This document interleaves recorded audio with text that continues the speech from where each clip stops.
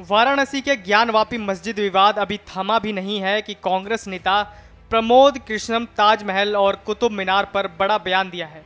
दरअसल मामला ये है कि जब कांग्रेस नेता प्रमोद से पूछा गया कि ज्ञानवापी मस्जिद में शिवलिंग मिलने के दावों पर आपका विचार क्या है, तो उन्होंने कहा कि प्रत्यक्ष को प्रमाण की ज़रूरत नहीं होती, कोर्ट का जो भी आदेश होगा उसे सभी को मानना होगा। इसके आगे उन्होंने क्या कुछ कहा, आइए सुनिए।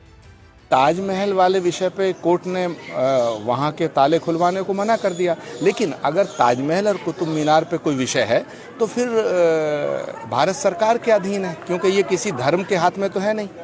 भारत सरकार को चाहिए कि ताजमहल और कुतुब मीनार हिंदुओं को सौंप दे, लेकिन ये विषय तो भारत सरकार का है।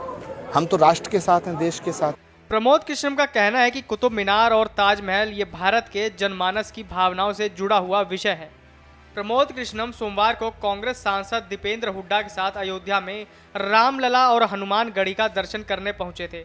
इस दौरान कृष्णम ने कहा कि ज्ञानवापी का मुद्दा आस्था और भारत की जनभावनाओं से जुड़ा है, साथ ही न्यायालय में विचाराधीन है, लेकिन सवाल है कि शिवलिंग को अब तक क्यों छिपाया गया और किसने छिपाया।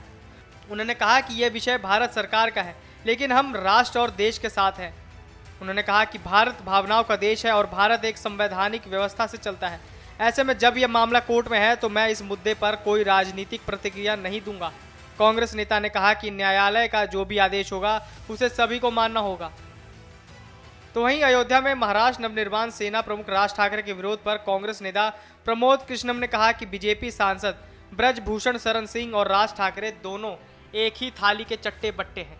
ओवैसी को उन्होंने राज ठाकरे का सौतेला भाई बताते हुए कहा कि ना तो इनका कोई धर्म है, ना ही कोई मजहब और ना ही कोई राशि, ये केवल राजनीति चमकाने के लिए बयानबाजी करते हैं। दूसरी ओर अल्पसंख्यक कांग्रेस के अध्यक्ष शाहनवाज आलम ने बनारस की निचली अदालत द्वारा ज्ञानवापी मस्जिद के अंदर सर्वे में कथित शिवलिंग मिलने के बाद उस स्थान को सील करने के आदेश को षड्यंत्र बताया है।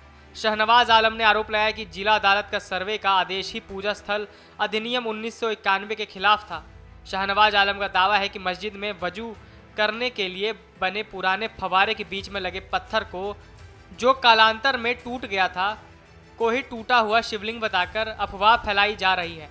आपको बता दें कि ताजमहल के 22 कमरों को खुलवाने की याचिका रद्द होने के बाद एएसआई ने ताजमहल की कुछ तस्वीरें जारी की हैं। इनमें कमरों के भीतर और बाहरी हिस्से को दर्शाया गया है। एएसआई का कहना है कि दिसंबर 2021 और फरवरी 2022 के बीच इन कमरों के संरक्षण का काम किया गया था।